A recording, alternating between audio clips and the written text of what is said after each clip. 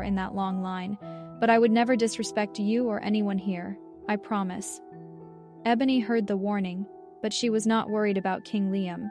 She had seen her father at his worst. He had traitors who cheated his people, beheaded, murderers hung, evildoers stripped of lands and titles. She had seen thieves lose limbs and cheaters punished severely when he was at his angriest. But he would never direct his anger at her like that. She was his favorite daughter, his only daughter, and she was sure of that. King Liam wasn't convinced that she would behave.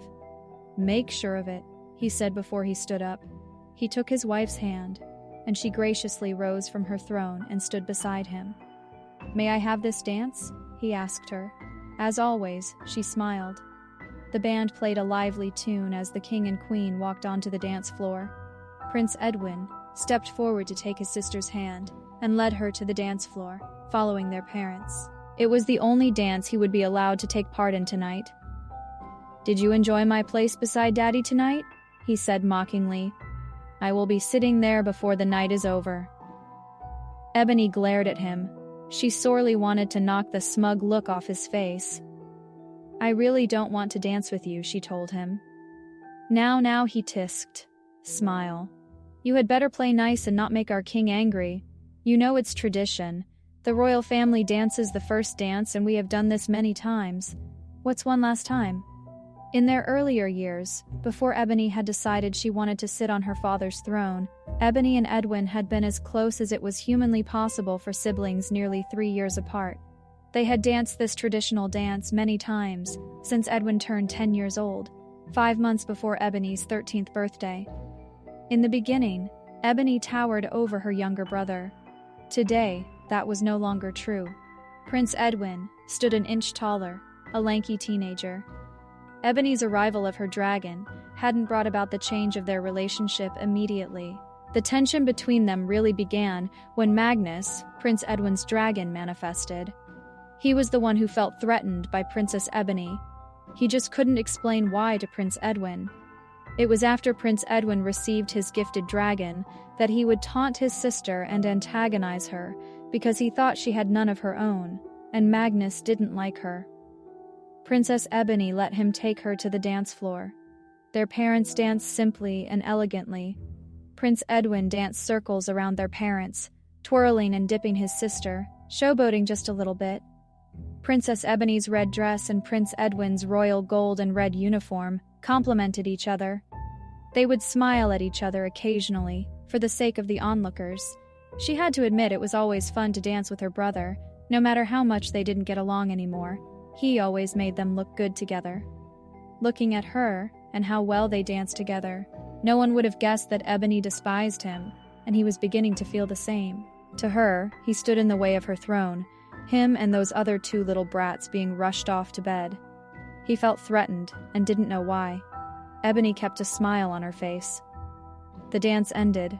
Before Prince Edwin handed her over to King Beriod, who had stepped up immediately for the next dance, he whispered sarcastically, "Always a pleasure, sis. Enjoy dancing with the old king. Maybe you'll be his queen." Princess Ebony smiled and nodded as if her brother had said the sweetest thing. "Thank you, brother dearest," she said sweetly. King Liam and Queen Briette retired to their thrones. Prince Edwin sat in the place of honor, in the chair to the right and slightly behind King Liam's throne, where Ebony had previously sat beside her father.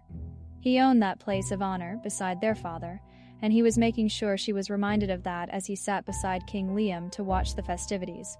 He watched Ebony smugly as King Beriod led her onto the dance floor. "One day I will wipe that smug look off his arrogant face," she swore to herself. Once King Beriod and Princess Ebony started dancing, others followed. "You and your brother dance so well together," he said. "If I remember, I was there the first time you danced with Prince Edwin on his 10th birthday. King Liam had a pretty big party back then, but nothing compared to this birthday party of yours." "Well, a girl becomes of age only once," she said, smiling. "I forgot that you had been there. If I remember correctly, I only danced with the young royals who were closer to my age," she said sweetly. Kings Beriods laughed at her obvious dig.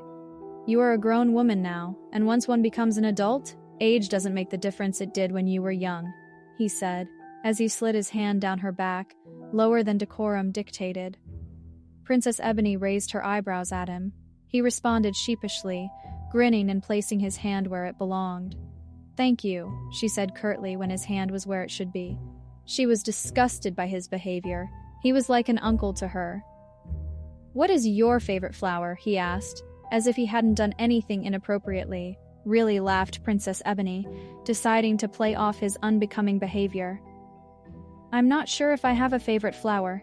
Every woman has a favorite flower. I figure as much time as you spent in the forest outside these castle walls, you would have one." He paused for a second. "I only ask because I want to make sure I have them growing in my garden for you." "That won't be necessary," she laughed. "I really don't pay attention to flowers." "What do you do when you are out there alone?" he said, suggestively, as he tried to slide his hand down again, where it didn't belong. Ebony gave the king an angry look. She took her hand and discreetly pushed his arm up.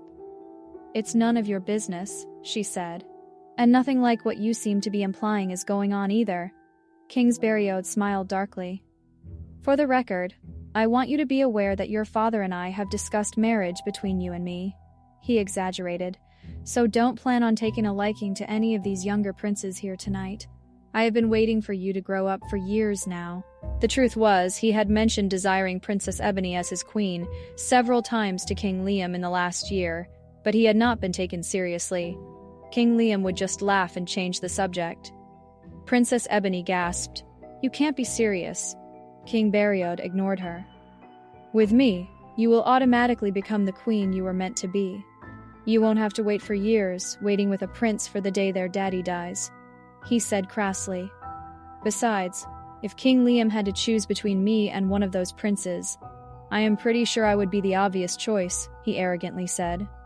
"Maybe, maybe not," Ebony said, dismayed. She could not believe her father had agreed to any of this. She was sure that if this was what he wanted, he would have commanded it and not have invited all the princes to her ball. But why had Prince Edwin made that snide remark that maybe she would be King Beriod's queen? Did he know something she didn't?